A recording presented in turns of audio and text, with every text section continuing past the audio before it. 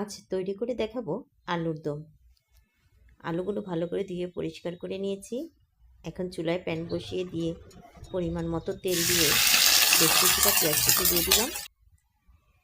পেঁয়াজ কুচিগুলো লাল করে ভেজে নেওয়ার পর আদা বাটা দিয়ে দেব।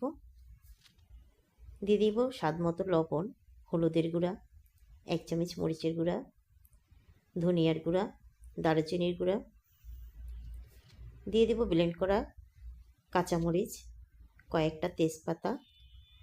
এখন মশলাগুলো কিছুক্ষণ ভেজে নেওয়ার পর এতে পানি দিয়ে দিব।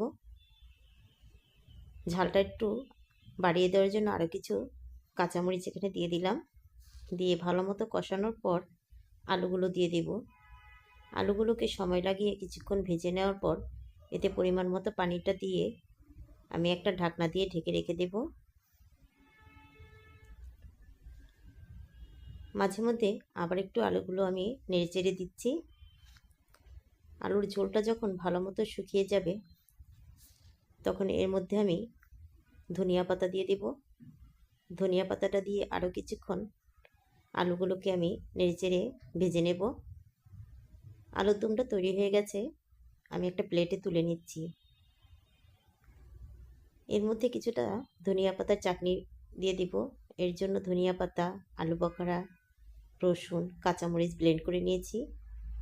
এখন আলুর দমের সাথে মিশিয়ে আমি পরিবেশন করব।